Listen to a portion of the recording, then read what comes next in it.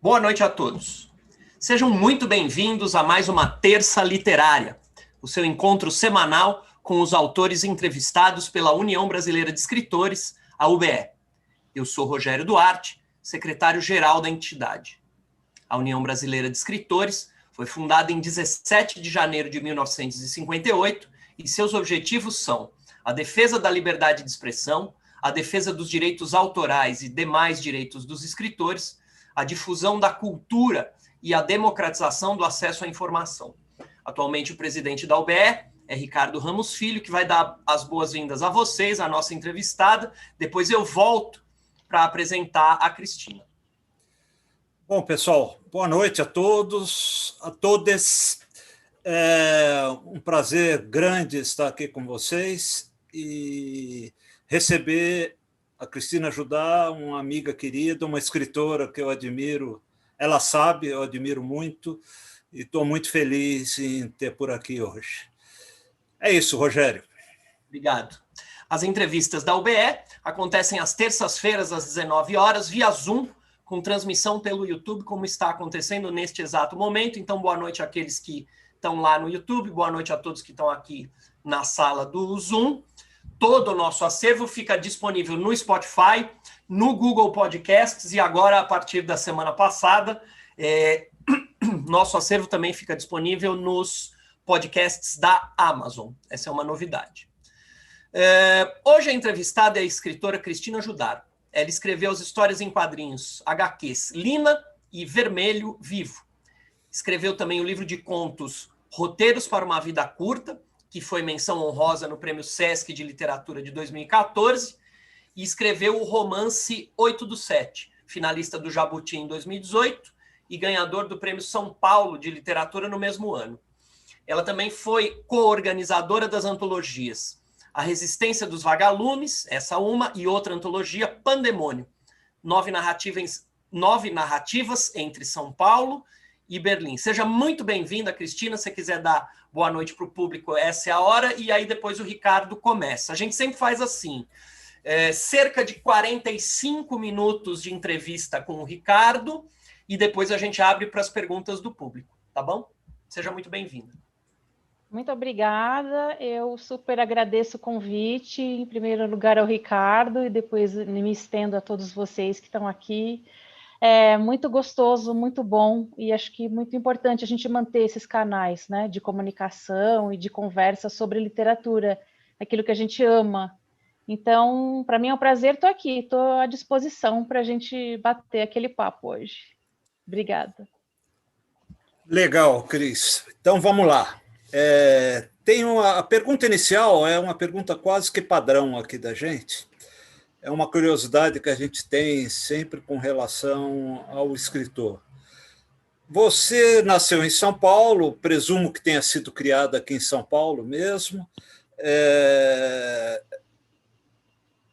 e aqui que deve ter nascido, você deve ter se feito leitora, né? Como que veio esse amor por os livros? Você cresceu muito apegada a eles? Você já, quando menina, já gostava de ler? Já era uma leitora ávida? Olha, eu posso dizer, Ricardo, que eu tive a sorte de ter pais que me estimularam, né, a leitura desde muito pequena. Então, na minha casa, além da gente ter gibis, aquela coisa de criança mesmo, e que era muito comum, eu também ganhava livros. Então, além dos vários brinquedos que eu tinha, era normal eu ganhar livros. Então, dessa forma, eu fui, aos pouquinhos lógico que ficando apaixonada, já fiquei, acho que eu não me lembro de não ter gostado de ler nunca. Quer dizer, quando eu penso assim na memória, no registro mais antigo, eu me lembro do prazer de eu estar lendo. Então, isso era muito bom. E o meu pai também tinha uma biblioteca, digamos assim, não muito extensa, mas ele tinha alguns livros que eram dele, assim, guardados. E eu, mesmo criança, sem poder pegar aqueles livros de adulto, eu ia lá e fuçava, e aí comecei a ter essa curiosidade, assim. Então, posso dizer que eu estive numa casa que, de alguma forma, não eram grandes leitores, não eram pessoas que consumiam muitos livros, Mas eu tive esse referencial, mesmo que fosse de uma maneira modesta, eu tive esse referencial, então para mim foi super importante, assim. Bacana. Cris, em uma balada literária, eu vi um escritor ficar muito bravo por ter sido caracterizado como um autor de literatura gay, né? Uhum. Ele reagiu dizendo que nenhum autor hétero é classificado assim. Você, como militante das mais ativas da causa LGBTQI+, eventualmente pode também ser assim chamada, embora a sua obra seja muito mais do que isso. Como você reage? Isso te incomoda também? Olha, a partir do momento que a gente trabalha com determinadas temáticas, é natural que as pessoas talvez te classifiquem dessa forma. O que eu vejo? Eu, particularmente, não me considero uma autora LGBTQIA+, eu não coloco nenhum rótulo na minha literatura, até porque eu escrevo sobre diversos temas, né? Posso incluir a temática, incluo a temática queer, digamos assim, sempre que eu sinto a necessidade e quero, mas também nos momentos em que eu não sinto necessidade, eu não incluo, escrevo sobre quaisquer outros temas. Já está sentindo aquilo, né? Sim, sim. No momento, né? Mas o que eu sinto é que depende muito. Eu conheço escritores que gostam principalmente homens, que gostam de falar, eu sou um escritor LGBT, ou eu faço literatura LGBT.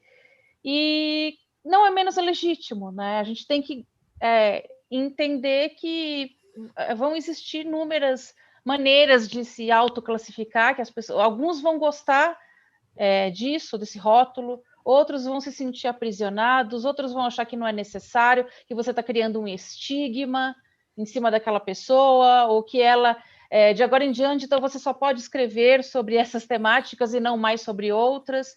Então, eu, particularmente, gosto de ser vista como escritora, eu sou escritora, ponto.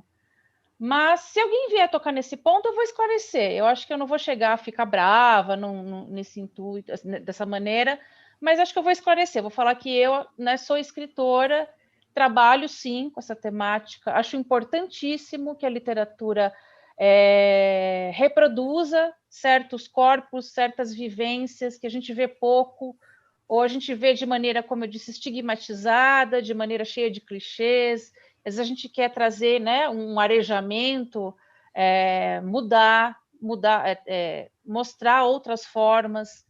Então, a literatura é muito importante para isso também, mas sem estigmas. Acho que também colocar rótulos muito fechados é bem complicado. Eu particularmente, não sou adepta disso, não. Maravilha, maravilha. Concordo.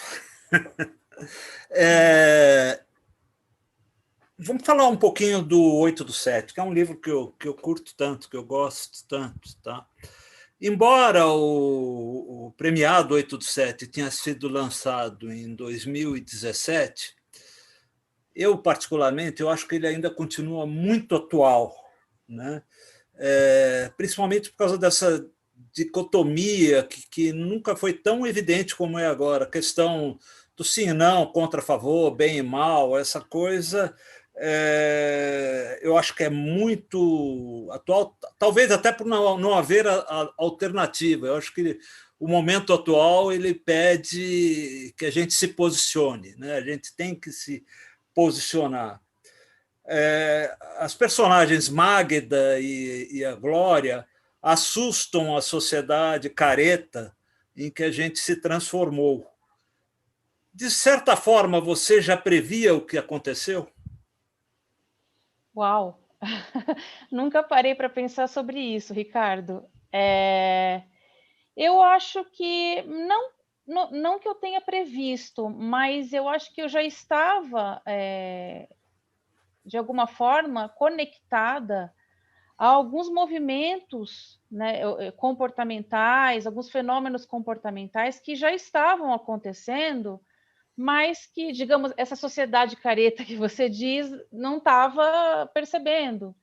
Então, de alguma forma, isso chegou no livro por eu querer trazer essas representações que eu não via, essa fluidez nos relacionamentos, que eu acho que pode se aplicar a qualquer pessoa, independente, né, de sua orientação. Eu acho que uma certa fluidez, uma certa leveza, mesmo dentro dos dramas que são vividos. Principalmente nos diálogos, né? Os diálogos sim. são muito gostosos, assim, muito fluidos, né? Sim, e essa fluidez ela aparece nos diálogos, ela aparece na forma com que cada uma fala sobre si mesma e sobre a outra, e os seus relacionamentos, e os seus próprios dramas também, suas dores.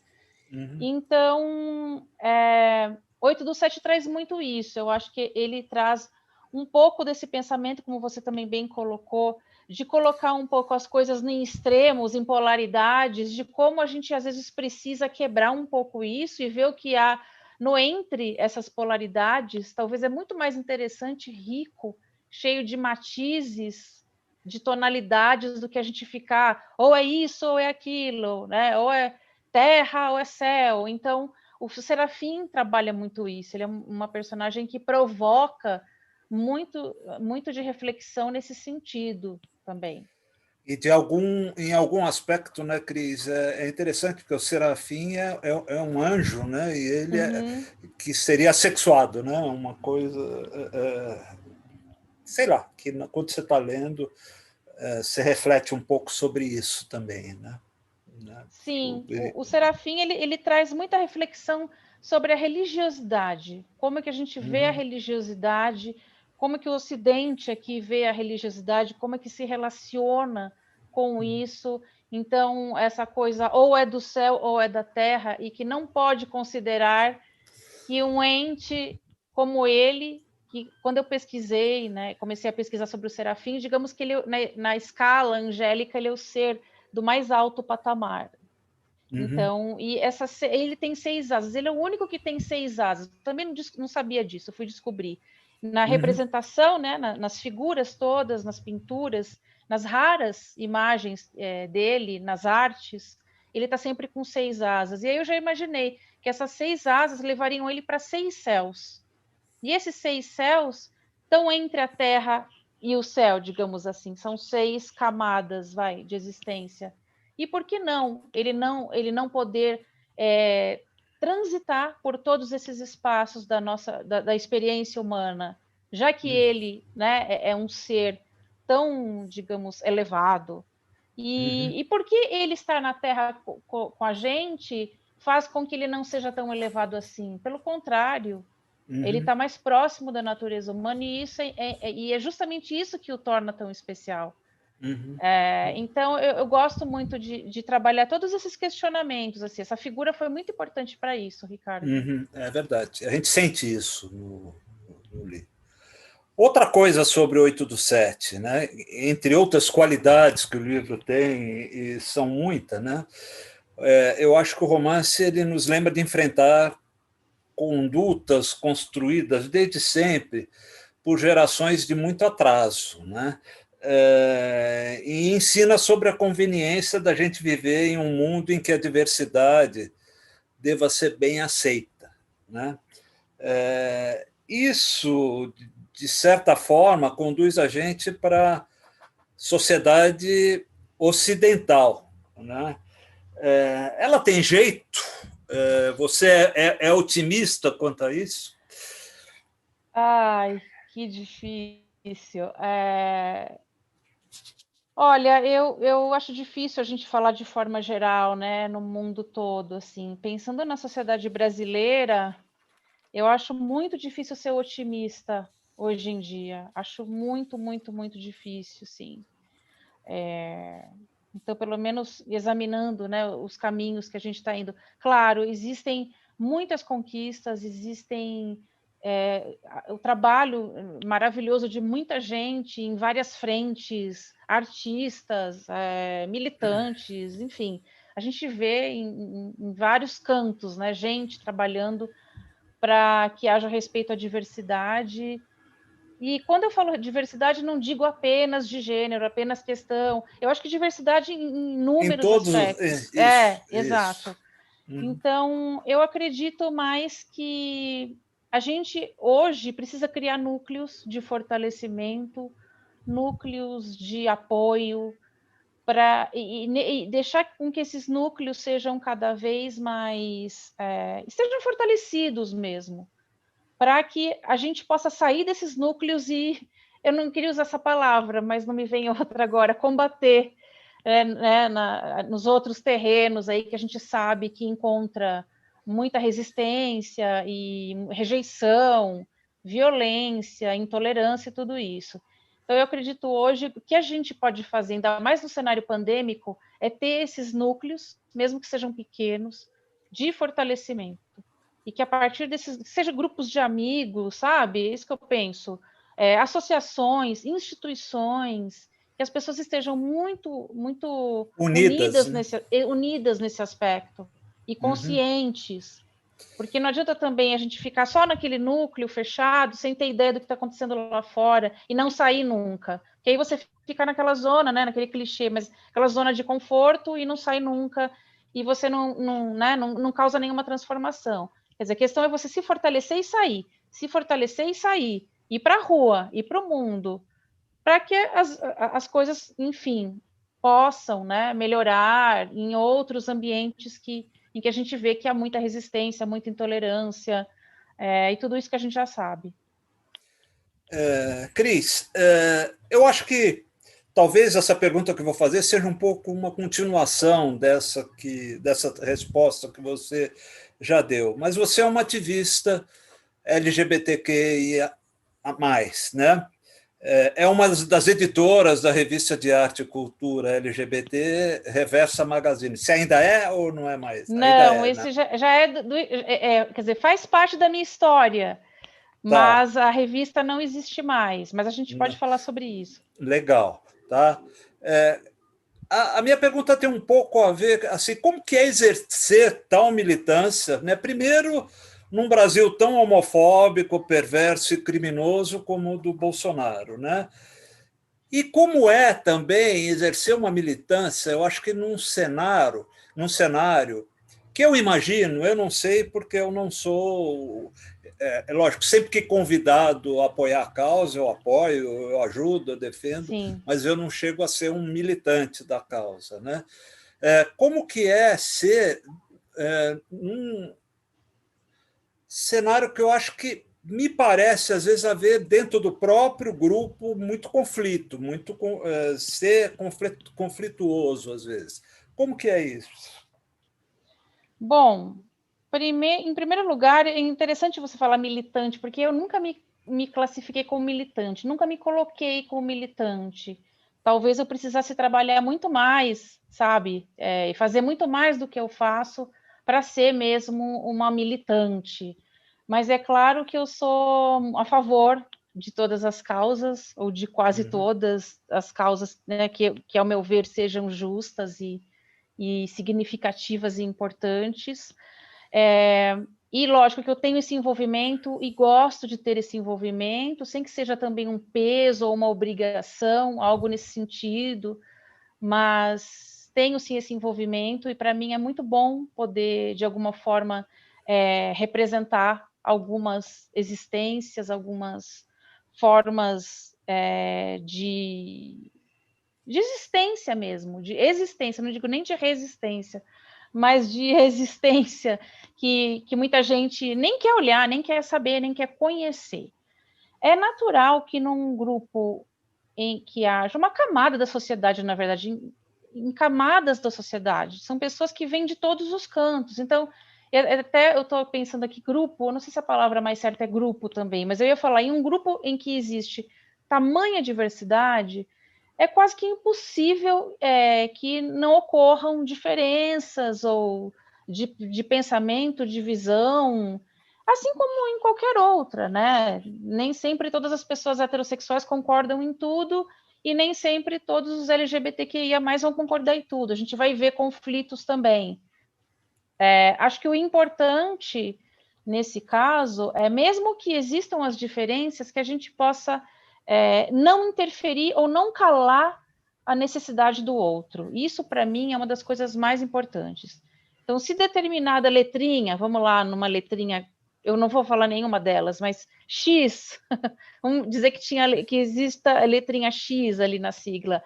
Se ela não dá certo com a letrinha W, né? Ou elas pensam de maneira diferente algumas questões, que a X não queira calar a W e que a W não queira calar a X, que consigam ao menos trabalhar, digamos assim, ou se manifestar de maneira em paralelo. Para mim é isso Uma o mais convivência importante. pacífica, né? Uma convivência relativamente pacífica e que um não queira calar a fala do outro, um não queira afundar aquilo que o outro diz que é importante ou dizer que é menor.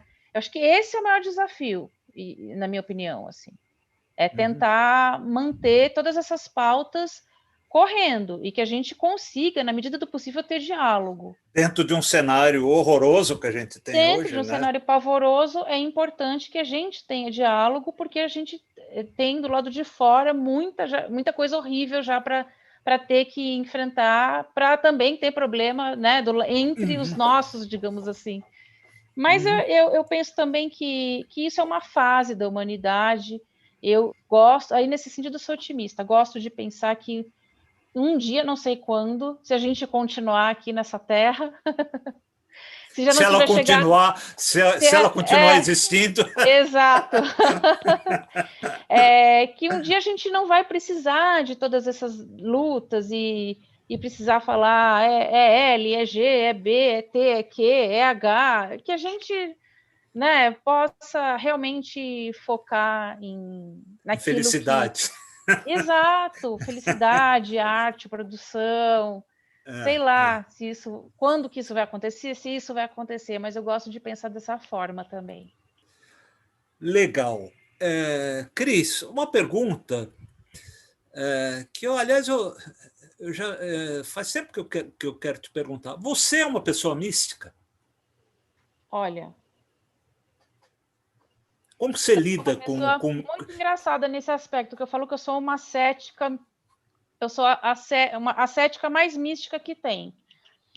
Então, eu sou bem cética, mas ao mesmo tempo eu tenho algumas manias, assim, eu tenho algumas superstições que são muito engraçadas. Então, alguns símbolos que, por exemplo, eu consigo ler assim como se fossem indicadores de caminhos. Então, enquanto eu estava escrevendo 8 do 7, aconteceram coisas que para mim foram símbolos de que eu devia seguir naquele caminho, sabe? Então eu tinha decidido que seria o quê? Como? Deixa eu ver se eu entendo. Sincronicidades, algumas coisas? Isso, exato. Então, por exemplo, eu tinha decidido que eu ia trabalhar com Roma, que a cidade que ia aparecer no livro seria Roma, que parte da trajetória, né, de uma das personagens seria em Roma, e que Roma meio que ela iria arrematar tudo aquilo que eles viveram, né? Tudo aquilo que as 3 partes do livro já vão apresentando, Roma meio que arremata, assim.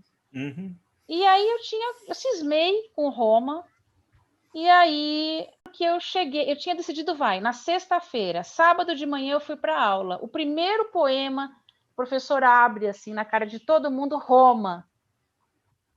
Falei assim, não é possível, não é possível isso. Então, para mim já é um sinal, entende? Então, esse tipo de coisa, assim, para mim já é sinal. Eu procurei também, quando eu fui viajar, eu fui fazer uma residência literária em Londres, em 2015. E eu falei, eu vou aproveitar, porque tinha até um voo que tinha escala em Roma, vou passar por Roma, claro, não vou perder essa oportunidade, né? E aí, em Roma... Quer dizer, em Roma eu não achei, curiosamente, eu não achei nenhuma representação pictórica do Serafim. E eu procurei demais. Em Roma, imagina, não ter um anjo, eu não encontrar um anjo em Roma é a coisa, né? Quer dizer, o Serafim especificamente. Não encontrei. E encontrei um dia que eu estava andando por acaso, que eu entrei lá na National Gallery, e eu dei de cara eu virei assim uma ala, dei de cara com uma imagem de uma pintura com um serafim. E aí, na hora, também já li como... Eu estava escrevendo 8 do 7 nessa época. Falei, nossa, gente, olha isso, que coisa incrível. Então, fiquei super feliz, dei um grito. O funcionário ali, o segurança do local, lógico, ficou assustado em ver a minha reação, eu olhando para o quadro ali, né, em êxtase. Então eu tenho essas coisas, sabe? Eu acreditei, eu falei, nossa, isso é um sinal, é isso aí, e eu vou nessa, entendeu? Então eu gosto, acho que cada livro tem os seus ritozinhos, cada escrita tem os seus caminhos, as suas mitologias. Eu gosto muito de trabalhar com isso para mim é muito interessante também. Essa parte de mitologia, de lenda, eu vou fundo também nessas histórias, eu gosto muito. Posso só fazer uma breve observação aqui? Pode? Então, pode acreditar aí nos sinais místicos, porque vou falar o time que está acompanhando a entrevista no YouTube. Maria Valéria Rezende, Eutânia André, Amanda Vital, Amanda Maria Damásio Teixeira, Ronaldo Cajano, Cássia Janeiro. Então, tá forte. Que legal. Excelente. Manda um beijo para esse pessoal todo, meu, tá? Um beijo para todo mundo. Você, Cris, falou da tua residência, vamos dizer, literária, da tua residência de escrita em Londres, 2015. Conta um pouco para a gente, nós todos escritores aqui que não fizemos uma residência desse tipo, temos curiosidade em saber como é. Como que foi? Você usou um pouco dessa residência para escrever o 8 do 7? Como foi? Olha, essa residência foi algo que hoje em dia não existe mais. Estávamos no governo Dilma e foi um edital eu lembro que para produção poética e de prosa, era um edital, nossa, eu preciso lembrar o nome dele, que ele estava conectado ao Centro Britânico. Como é que é o nome daquela entidade mesmo? O nome, já eu lembro. British Council?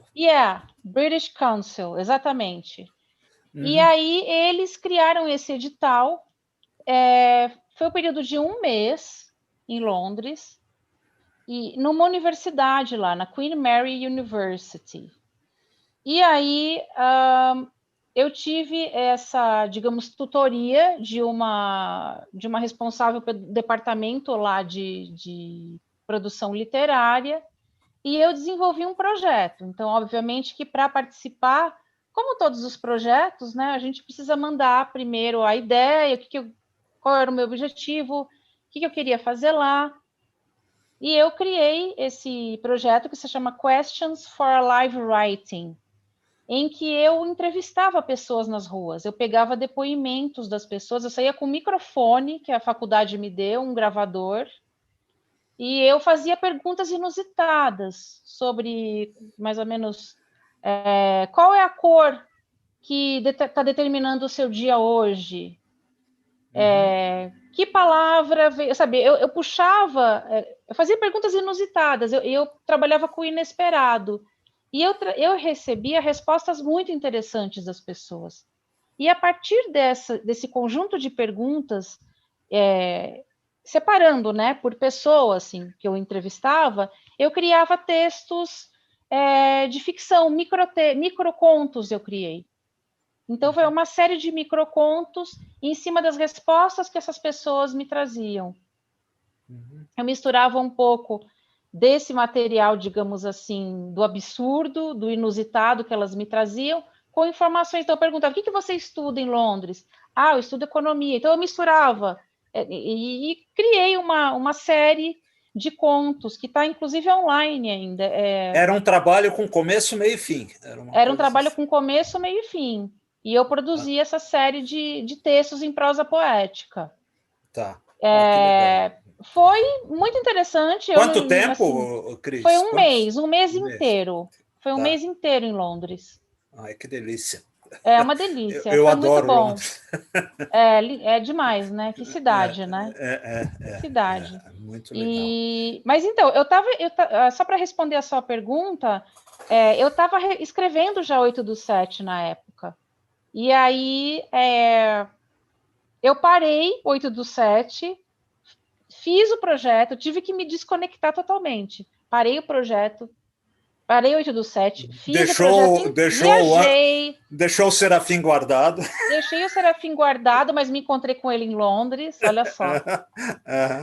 E aí, só quando eu voltei para o Brasil, que eu coloquei a cabeça no lugar de novo, que a gente leva, né, um tempinho, aí que eu retomei a escrita de 8 do 7. Já com a vivência de Roma, que eu aproveitei, passei por Roma, fui andar, fui sentir as ruas, fui ver toda aquela maravilha, né? Que é Roma, e foi muito bom também para me ajudar a compor a última parte do livro. Os sons, né? Eu fico com muita atenção. A sonoridade, para mim, é muito importante na literatura. Sim. Então, as falas, a voz, o cântico, né? O cântico que está presente na voz dos italianos, todo aquele... É incrível, né? Tudo aquilo, e tudo isso foi extrato, tudo isso foi utilizado, assim. Foi muito bom ter passado por essa experiência. Que legal, Cris, que legal. Só dizer para o pessoal que está na sala, quem quiser fazer perguntas, por favor, coloca no bate-papo o nome, para eu colocar na fila. O primeiro já é o Paulo Mauá. E o pessoal do YouTube que quiser fazer perguntas também, só escreve lá no bate-papo, que tá só amor aquele bate-papo lá do YouTube, viu? Então, quem quiser fazer perguntas que estiver lá no YouTube, por gentileza, só escrever que eu faço aqui quando forem ali faltando 15 ou 10 minutos para as 8, a gente começa as perguntas do público. Desculpa interromper de novo. Então, vamos lá, Cris. Uma dúvida que eu tenho, que aí é uma dúvida que acaba aparecendo para mim, às vezes, também. Hoje em dia, porque assim, você começou escrevendo conto, publicou mini-conto, escreveu um romance. O Elas Marchavam sobre o Sol é romance também? É romance. Você hoje se considera mais contista ou mais romancista? Onde você está se sentindo mais à vontade como escritora? Olha, é interessante essa sua pergunta. Eu tenho os meus ímpetos e as minhas vontades têm sido direcionadas em 2 caminhos. Não consigo determinar um só, não. Essa parte a parte de criação, digamos assim, de uma prosa que se aproxima muito da poesia, uma prosa poética mais breve, ela tem aparecido para mim com bastante força. Eu tenho já juntado um material nesse sentido. Inclusive, eu criei um projeto que está no meu Instagram, para quem, enfim, costuma... Mas está no meu Instagram pessoal, misturado com todo o resto que eu publico lá, que chama-se Notas do Desespero Pandêmico. E essas notas do desespero pandêmico são justamente trechos quase confessionais, assim, o que esbarram no confessional, em que eu trabalho com essa fronteira da prosa com a poesia, e a sonoridade da palavra está ali, assim, com um foco, com uma lente de aumento, assim, das maiores. E eu tenho trabalhado com isso, e cheguei a fazer alguns textos também avulsos, que eu não publiquei em nenhum lugar, que caminham mais, que vão mais para essa direção. Prosa e curta. Fora isso, prosa curta. Mas uma prosa curta muito particular, sabe? Muito poética. Muito poética, exatamente. Tá. E que, de repente, não é um conto com começo, meio e fim, não é nada disso. É uma outra, digamos assim, pegada, como se diz. Tá. E a parte romance, de escrever o romance da prosa mais longa, eu gosto muito de desenvolver. Eu depois de 8 do 7, eu dei continuidade, que até acabou desaguando agora no Elas Marchavam, e em que eu também me dediquei a um trabalho em que, né, a narrativa mesmo, que tem o início, que tem todo o desenvolvimento, e em várias partes, até a sua conclusão. Então, para mim, esses 2 caminhos são bem interessantes. Mas de uma maneira muito minha, né? De uma maneira muito... do jeito que eu sinto que comigo funciona. Ou seja, os dois, né? Os dois não tem um particular, os dois estão aí, estão aí com igual peso. Sim. Né? Para mim, sim. Foi mais ou menos o que eu entendi. É isso, né? Escuta, Cris, bom, tem livro novo no pedaço, né? Já está em pré-vendas no site da Dublinense. O livro se chama, para quem quiser anotar, Elas Marchavam sobre o Sol. A capa, eu vi ontem a capa, você publicou ontem a capa, acho que a capa ficou linda, tá? Um desbunde a capa. Você deve ter ficado muito feliz com a capa, né?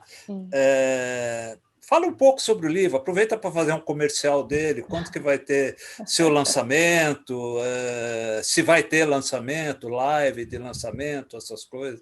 Fala um pouco sobre o livro. Elas marchavam sob o sol. Ele é um romance que traz um trabalho já do que também? De pelo menos uns 2 para 3 anos, e em que eu me dediquei à narrativa de 2 jovens que estão prestes a fazer 18, quer dizer, que vão fazer 18 anos em 12 meses. Então, eu parto desse primeiro mês e vou falando da história de cada uma, vou colocando as vivências de cada uma a cada mês, até elas completarem 18 anos.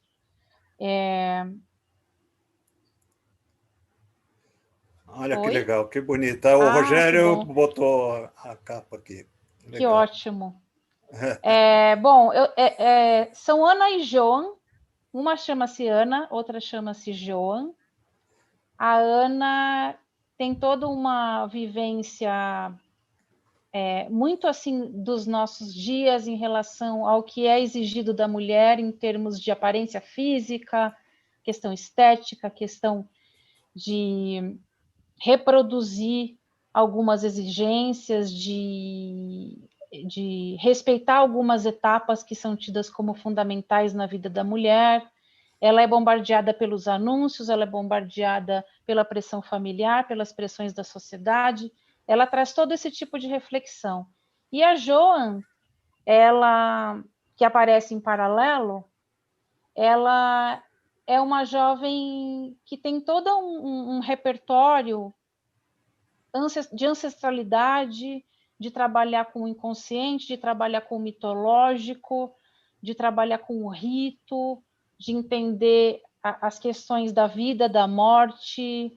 Ela trabalha tudo com essa parte mais mitológica, mais lendária e de ancestralidade mesmo, que ela recebe da avó dela, que é a pessoa que cria ela. Então, eu vou mostrando, vou apresentando essas 2 vivências na narrativa, mas não apenas essas. Conforme os capítulos vão passando, aparecem outras personagens que são direta ou indiretamente relacionados a elas, e que vão agregando mais cores, vão somando, né? São outras peças que vão ali somando para que a gente tenha o todo. A questão do cárcere, do encarceramento, para mim é uma palavra que diz muito sobre o que eu trabalhei nesse livro. O cárcere das ideias, o cárcere dos corpos, o cárcere das existências, os cárceres às quais as mulheres estão sujeitas, os diferentes tipos de cárcere. Eu falo sobre as presas que foram encarceradas na época da ditadura, existem alguns depoimentos ali. Então, eu trabalhei com várias camadas, se a gente pensar na vivência do cárcere. Então, esse livro traz isso em essência.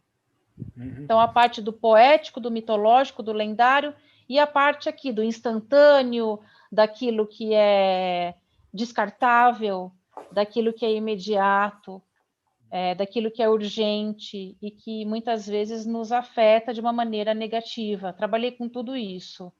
O livro está em pré-venda pelo site da Dublinense. Então, quem tiver interesse, é só entrar no site da Dublinense, que eu acho que é dublinense.com.br, imagino que seja.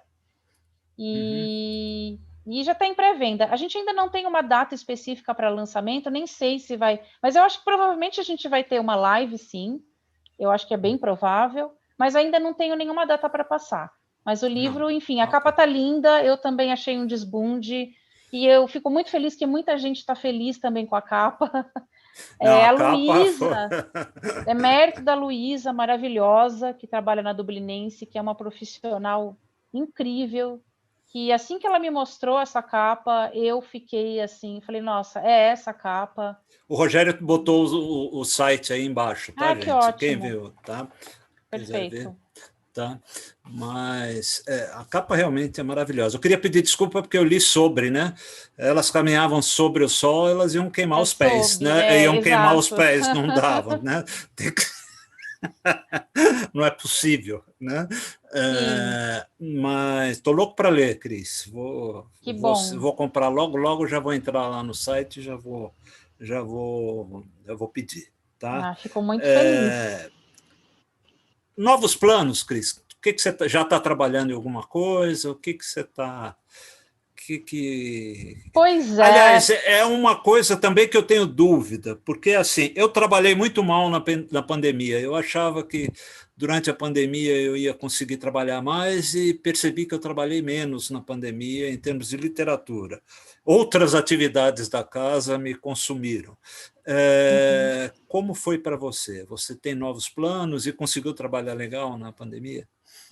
Então, eu consegui trabalhar legal, por incrível que pareça. Eu Uhum, também achei que eu não fosse conseguir, não, assim, com honestidade, eu achei que não fosse rolar nada.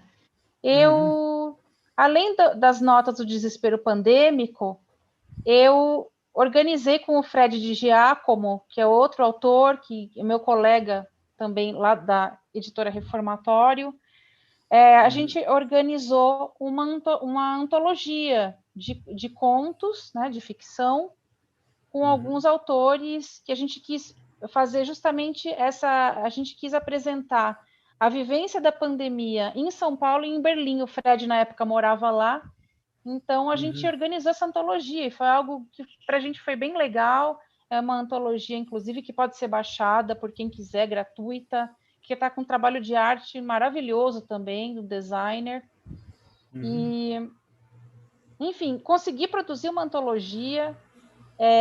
Continuei trabalhando, né? Logicamente que todos esses meses estava trabalhando no Elas Marchavam, e já estou Uhum. trabalhando em outro livro, sim. Eu estou já com outro livro, Romance, romance. um outro romance, que eu estou lendo, relendo, paro, fecho, deixo um tempão, abro, leio de novo, e assim Uhum. vou. Eu vou Uhum. reescrevendo e deixo ali a massa, né? A Uhum. massa do pão, deixo lá ela Uhum. sozinha, deixo ela lá, só depois de um tempo que eu volto para ela. Então já Uhum. estou trabalhando, sim. Eu acho importante. Eu fiquei muito tempo. Eu fiquei o que eu considero para mim muito tempo. Eu lancei 8/7 no final de 2017. Então agora só que eu estou lançando. Então para mim eu estou com essa necessidade mesmo de produzir mais e de conseguir publicar, porque para mim foi muito tempo ficar esses anos todos quase sem nada, né? Tirando as antologias, quase sem nada de produção, assim. Cris, pesou a régua tá alta? Pesou o 8/7 ter ganho o prêmio? Na hora de você escrever um novo romance, automaticamente você já se cobra, já fica. Eu tenho que manter o mesmo nível, eu vou ser cobrada. Isso de alguma maneira incomoda? Olha, dizer que isso não passa pela cabeça seria uma mentira deslavada, né? Então, é claro que a gente pensa, é claro que a gente, nossa, será? Como é que vai ser? E a receptividade desse, e tudo esse tipo de coisa. Mas o importante, isso tem que ser um pensamento, a gente tem que deixar ele passar. Eu observo, Não pode eu travar, né? vejo, mas ele faz parte de vários, sabe, de vários fluxos que estão passando aqui pela minha cabeça. Então, ele é mais um, mas Uhum, ele não é determinante para nada. Isso é o mais importante. Ele não determina nada. Porque se uhum, eu começar a agir conforme esse pensamento, eu vou perder a espontaneidade que eu tenho, eu vou entrar num sentimento ruim, uma coisa de aflição, de querer atingir sei lá o que também, um ideal, que tal, e não, eu quero fazer aquilo que é verdadeiro. Então, assim como quando eu lancei o 8/7, eu não sabia em absoluto qual seria o tipo de receptividade que o livro teria, é a mesma coisa com esse. Lógico que eu sou hoje outra pessoa, as pessoas me recebem de outra maneira hoje, eu também não posso negar isso. Tenho mais experiência também, né? Mas eu não quero fazer com que o que eu vejo é que colegas que às vezes travam, não conseguem mais escrever, ou sentem uma angústia enorme, e eu não quero passar por isso, sabe? Eu não vou fazer com que isso me prejudique.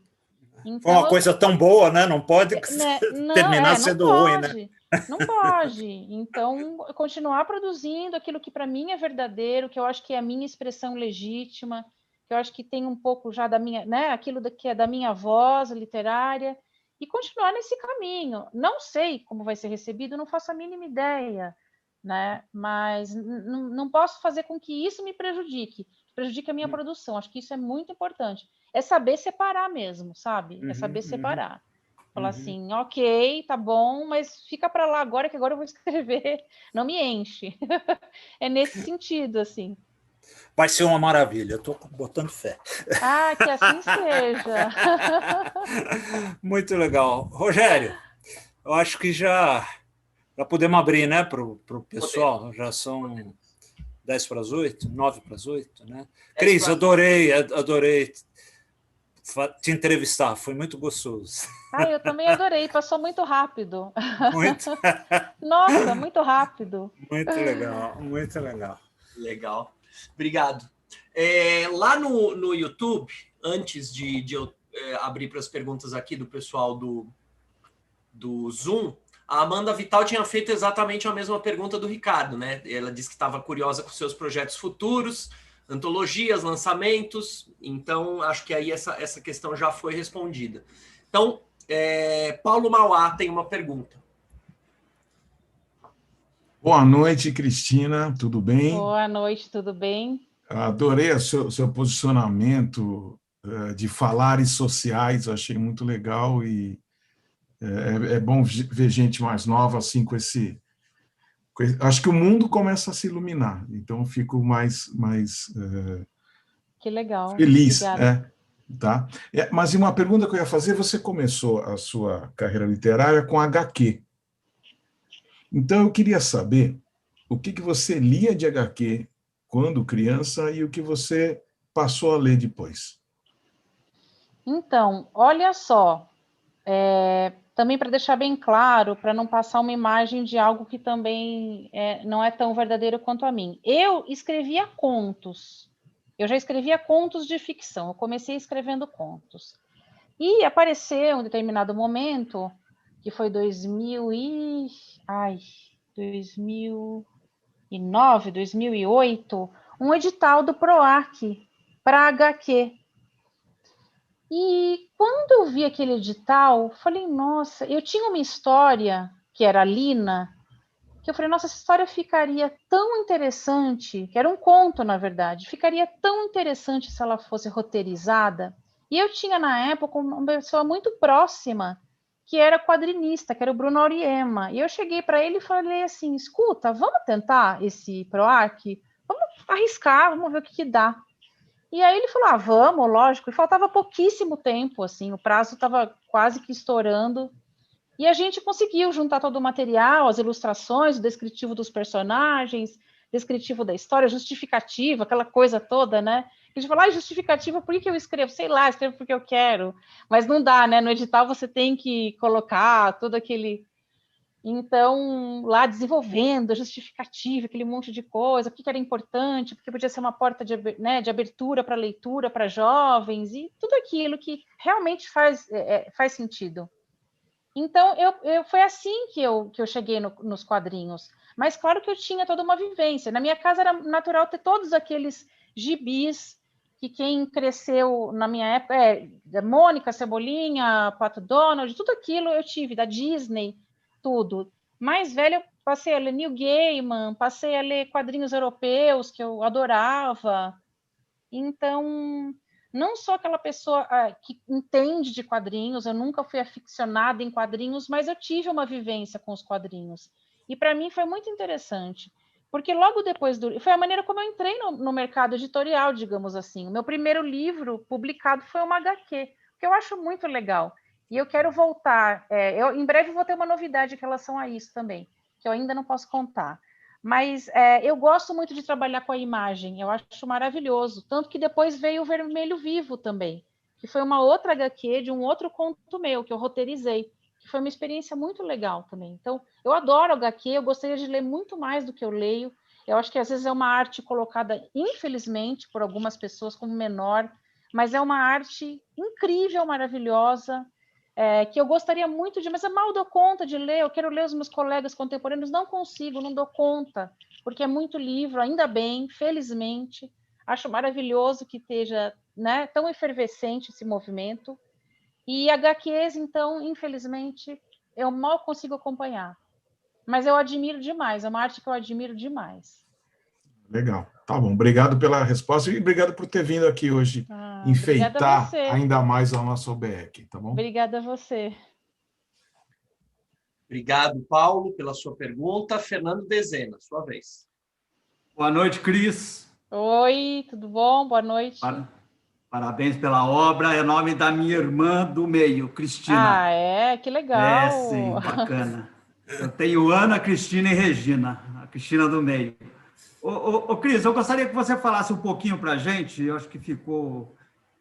sempre a gente pergunta aqui nas reuniões da UBE, como é que é o teu processo criativo? Você é muito metódica, você se fecha completamente quando vai escrever um romance, você vai deixando ele acontecer aos poucos, você tem horário para escrever, não tem horário para escrever?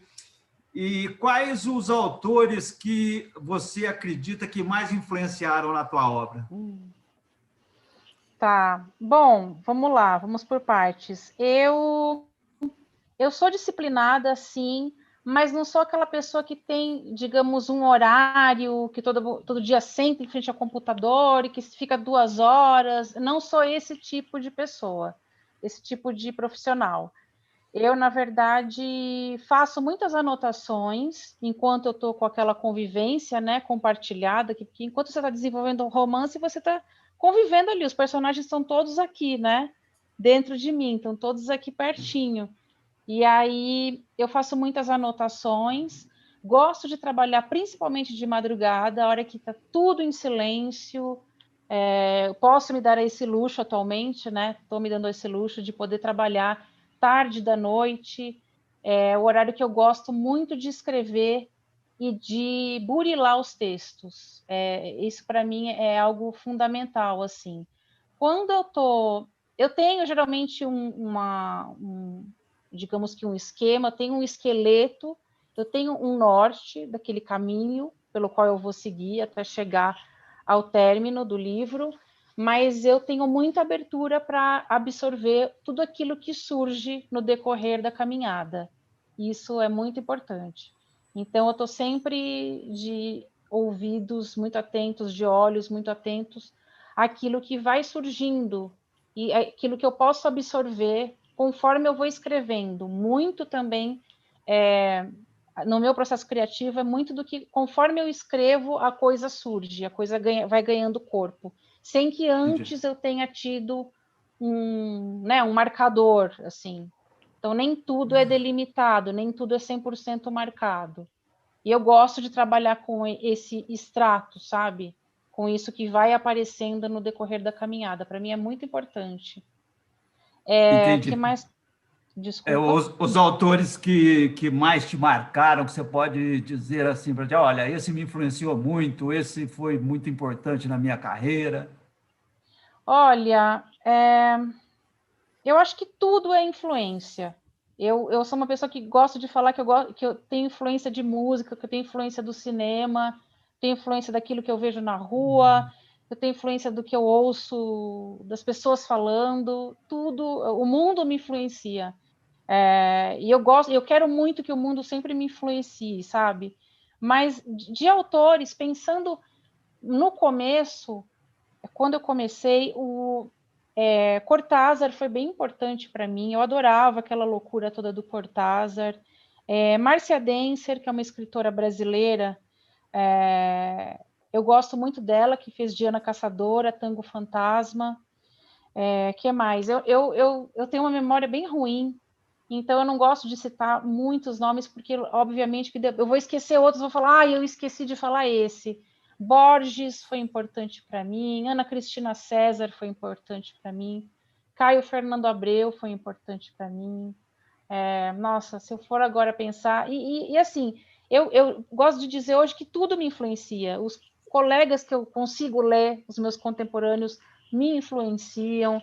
Os grandes nomes também me influenciam. Tudo aquilo que eu puder ter acesso, que é isso que eu quero hoje, o máximo, quero poder ler mais do que eu sempre li, tudo isso me influencia. Mas entre alguns nomes, tem vários outros que eu esqueci aqui de falar, com certeza. Virginia Woolf eu amo, eu acho ela absurdamente, enfim. Amo O Farol, para mim é um dos livros mais importantes que eu já li. Mais ou menos esses, assim, de começo, né, de início. Se eu ficasse mais tempo aqui, eu ia lembrar de vários outros nomes. Bacana. Parabéns pela obra. Obrigada. Obrigado pela palhinha hoje à noite aqui. Valeu. Obrigado, Dezena. Karina, sua vez. Olá, boa noite, Cristina. Oi, obrigada, tudo bom? Tudo bem. Bom, olha, primeiro, uma das perguntas que eu ia fazer, o Dezena já antecipou, que era também sobre no caso, eu iria perguntar mais sobre as mulheres que você lê, né? O que faz você querer escrever, quais eram as mulheres que você se inspirou aí também. Mas, né, já que ele já perguntou e você também disse que não queria citar tantas, eu fiquei pensando também sobre o seu público leitor, já que você começou com HQ, você deve ter um público, assim, diferente, né? E como você tem um diálogo com eles, se você recebe muitas críticas, se você recebe muito apoio, porque eu tenho essa curiosidade mais porque eu trabalho com adolescente, né? E eles, assim, é difícil leitura, mas eles têm muita curiosidade, então...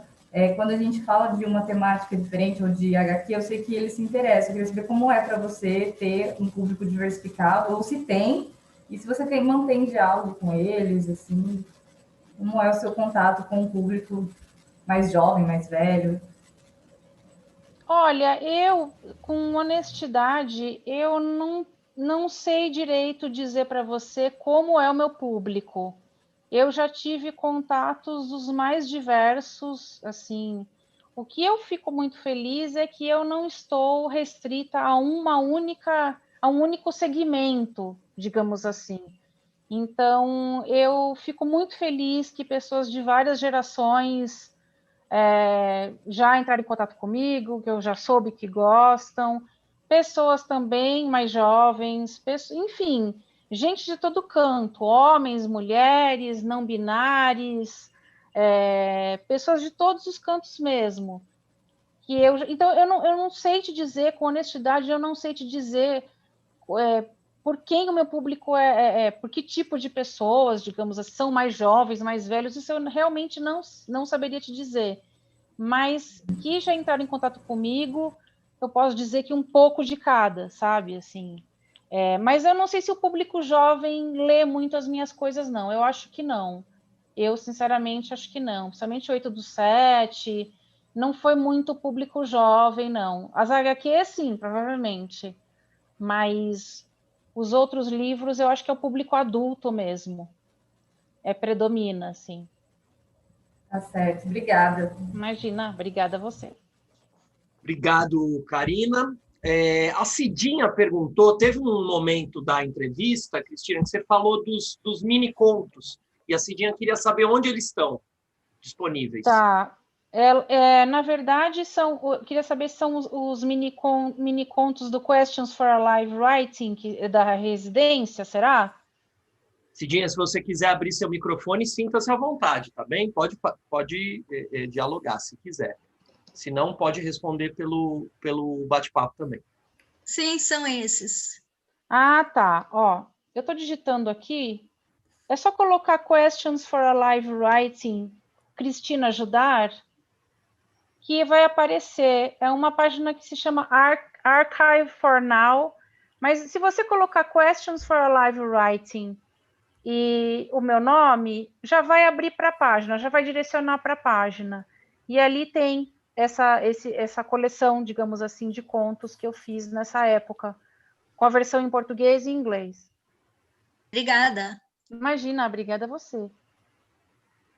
Legal, obrigado. Cristina, eu me coloquei na fila. Tá. Depois de mim ainda tem o Walter. Como eu vou conduzindo, eu não gosto muito de furar, mas essa pergunta eu queria fazer. Cristina, eu não sei se você conhece Paul Preciado, esse autor aqui. Eu explico o porquê da pergunta. Hoje eu participei de uma banca de doutorado a respeito do processo de queerização na obra de uma escritora portuguesa chamada Maria Velho da Costa. E eu já conhecia a Judith Butler, faz uns 10 anos já que eu tinha conhecido a Judith Butler e tal, mas Paul Preciado eu não conhecia e eu achei a coisa mais impressionante que eu já li. Esse livro é a coisa mais impressionante que eu já li nos últimos 15 anos. Assim, eu achei muito impressionante. E a minha pergunta, objetivamente, é a seguinte. Teve um determinado momento da entrevista que você falou que alguns textos seus eram textos que não eram propriamente contos, não eram propriamente poemas, eles tinham uma forma literária um pouco, sei lá, nem sei que nome dá. Ele ficaria entre formas literárias. Você acha que isso tem a ver com o que fala Paul Preciado nesse livro? Quer dizer, porque hoje o que essa pessoa que fez o doutorado discutiu foi o seguinte: ela viu na literatura uma maneira de dar expressão a esses outros corpos, né? E você usou muito ao longo da sua entrevista essa expressão, né? Quer dizer, inclusive está no título do livro da Judith Butler, né? Bodies That Matter. Quer dizer, eu tô maluco, Cristina, em achar que novas formas de literatura têm surgido. Claro que não é uma coisa assim matemática, né? Mas novas experimentações literárias, não só a sua, mas eu vejo isso circulando muito, né? Novas experimentações literárias dialogando com outras naturezas de experiências, e essas experiências têm a ver com o corpo. E eu tô doido? Tô doido de pensar isso? Nem um pouco. Eu penso totalmente dessa forma. Esse é um dos temas que mais me interessam atualmente. É a questão de como os corpos, a diversidade de corpos, esses corpos, ao serem retratados pela literatura, como isso acaba influenciando a própria literatura, quer dizer, fazendo com que a literatura também ganhe outras formas de representar. A literatura acaba passando por transformações também. Eu gosto muito desse assunto, eu sou absolutamente fascinada por esse assunto. Acho, sim, que isso é uma realidade. Se a gente pegar alguns autores hoje contemporâneos, se a gente pegar o texto da Mara Moira na coletânea A Resistência dos Vagalumes, que ela faz um texto todo em pajubá. E isso, se isso não for uma revolução na literatura, né, o que seria? Mesmo o romance Horses, do Aguinaldo Nascimento, que é um romance que eu indico muito hoje em dia, e saiu pela editora Penalux, a maneira como ele trabalha a linguagem ali, e a maneira como ele também expressa essa realidade queer, existe sim esse cruzamento. Eu acho que isso é muito significativo, isso é tema para estudo mesmo.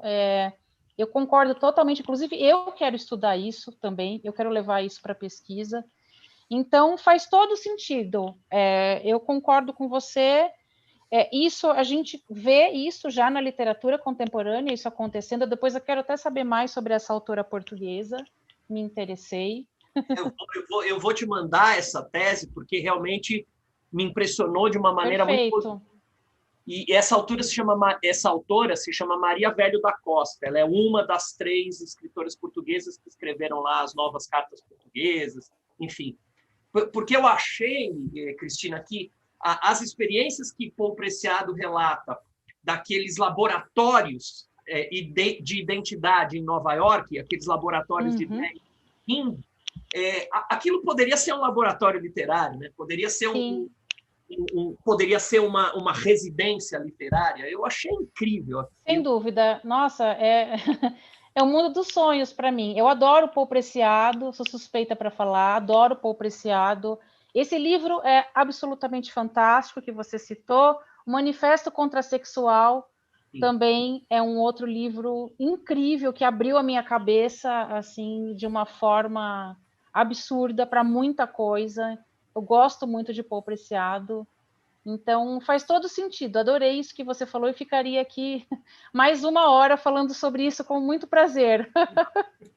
Então, depois, quando a entrevista terminar, eu te mando essas informações. Tá ótimo. Faz a intermediação entre nós. Muito Perfeito. Obrigado. Eu que agradeço.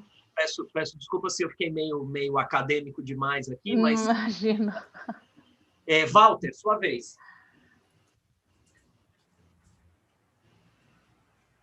Oi, boa noite, Cristina. Boa noite. Em relação ao título do livro que foi apresentado para a gente, Enquanto Elas Caminham Sob o Sol, isso, né? Você comentou de que, de certa forma, os personagens enfrentam a dualidade da vida e a condição dos limites do cárcere.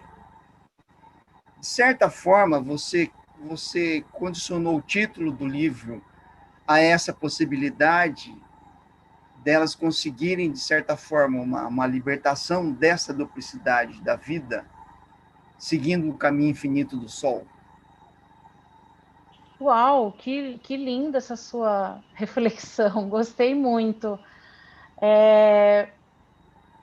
Não necessariamente. Na verdade, assim, o título do livro, ele é extraído de um trecho específico que eu só não vou falar porque eu não quero, né, dar aquele spoiler, tá? Mas acho que faz sentido, sim, isso que você falou, se a gente pensar dessa liberdade, né? E por que o sol, né? O sol também como norte, o sol como a iluminação dessas mentes que estão caminhando em liberdade, que aí quem lê o livro vai entender o momento em que eu coloquei, né? Que caminhada é essa? Sob o sol, sob essa luz, né? Então, eu gostei muito das suas observações, só não vou dar mais informações por causa disso, porque eu não quero dar o spoiler justamente de onde foi tirado exatamente o nome do livro. Mas, de alguma forma, tem relação, sim, com isso que você colocou. Eu achei muito bonito isso que você colocou. Beleza, obrigado, viu, querido? Obrigada a você.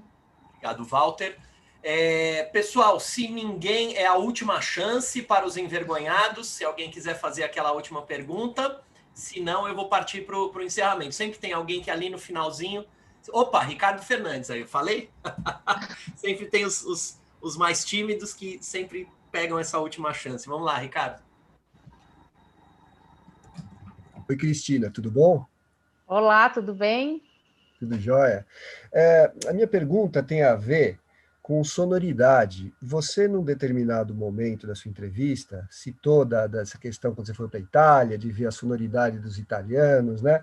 E eu fiquei curioso para saber como isso entra na hora de você escrever. Quer dizer, você, por acaso, faz poemas, quando você escreve contos, quando você escreve prosa poética, você transfere essa sonoridade dos seus... Não sei se você faz poemas, mas no caso das suas prosas poéticas, para os seus romances, quando você está escrevendo?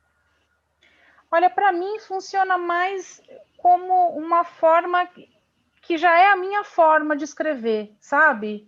Então, seja no romance ou seja na prosa poética, eu já meio que naturalmente, digamos assim, instintivamente, eu já vou trabalhando com essa camada. Eu gosto que o meu texto tenha uma camada a mais de significado que é feita pela sonoridade. É um elemento a mais para que o leitor possa, digamos, desfrutar da obra, possa entender aquilo que está sendo, a mensagem que está sendo transmitida. Então, não é que eu transfiro de um para outro, eu acho que isso já está em mim, está na minha escrita, já faz parte.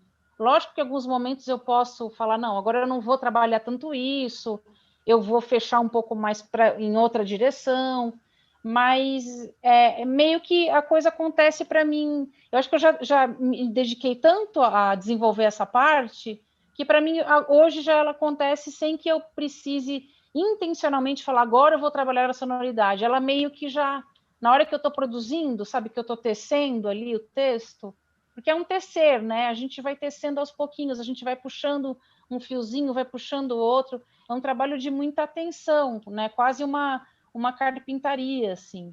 A gente vai ali aos pouquinhos. Então, o som, ele também precisa ser contemplado para mim. Eu preciso que o som seja agradável ao meu ouvido e que ele traga uma certa musicalidade que faz sentido para aquilo que está sendo narrado naquele momento. Não sei se eu respondi bem a pergunta, mas... Respondeu sim. Respondeu, então sim. tá. Obrigado, Cristina. Obrigada a você. Muito bem. Então, agora a gente vai partir para o encerramento. Cristina, eu te peço licença de 1 minuto, só para eu apresentar para o pessoal as entrevistas das próximas semanas. Depois, o Ricardo se despede. Você, se quiser, faz uma última fala, e aí eu fecho, então, a nossa entrevista de hoje. Vou partilhar com vocês aqui na tela as nossas próximas entrevistas. Já tem bastante coisa marcada. No dia 9 de março, a gente tem Cristiane Costa. Ricardo, se você quiser comentar aí em algum momento os próximos entrevistados. 16 de março, Guiomar de Gramont. Dia 23 de março, Jefferson Tenório. Dia 30 de março, Alexandre Lobão. 6 de abril, Plínio Camilo. E 13 de abril, Carla Madeira. Então, gente, eu acho que são todos, Rogério, são todos escritores, alguns bem conhecidos, mais conhecidos, outros não tanto, mas eu acho que os nomes deles já são um chamariz para todo mundo ver a entrevista, né? São escritores importantes. Legal. Muito bem. Então, Ricardo, se quiser fazer as despedidas, eu te agradeço. Bom, eu queria agradecer a presença de todos, né? Vocês sempre comparecem, muita gente que está aqui são amigos que estão presentes aqui quase toda terça-feira. Então, isso é muito importante, isso ajuda muito, isso é muito legal. Obrigado por prestigiarem a OBE. Né? Cris, muito obrigado, foi muito legal entrevistar você, gostei demais da entrevista.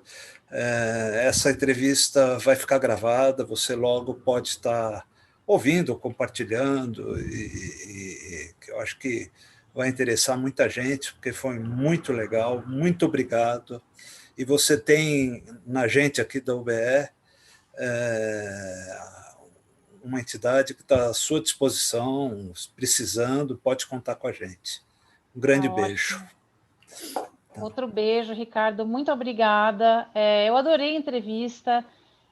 Eu achei muito interessante, porque muitas perguntas nunca ninguém tinha feito para mim, então eu gostei muito assim, da originalidade das perguntas. Foi um papo muito gostoso, então obrigada a todo mundo que, enfim, compareceu e participou. E a você, Ricardo, pelo baita convite maravilhoso aí. Também estou à disposição, o que precisarem, pode contar comigo também, do mesmo jeito. Obrigado, Cris. Eu que agradeço. Rogério. Obrigado, Cristina. Obrigado a todos os presentes. E em nome da UBE, Cristina, eu repito aquilo que o Ricardo acabou de dizer, a gente está muito feliz, ficou muito feliz de receber você. A nossa casa está sempre aberta para você. Então, para todos que estão presentes aqui, uma boa noite e até terça-feira que vem. Obrigado. E, Cris, eu vou dar o seu contato para o Rogério e te mandar aquele material. Perfeito, tá? Ótimo. Tá bom? Oba! Legal. Obrigada. Obrigado. Legal. Obrigado, Um Cristina. beijo, obrigada, gente. Beijo Boa a noite a todos. Em nome da UBE, Cristina, boa noite, boa noite. Boa noite a todos. Boa noite. Tchau, tchau. Prazer em conhecê-la, Cristina. Prazer é todo Abraço, meu. parabéns. Prazer. Beijo para todos. Beijos. Prazer Tchau. novamente, pessoal. Tchau, tchau.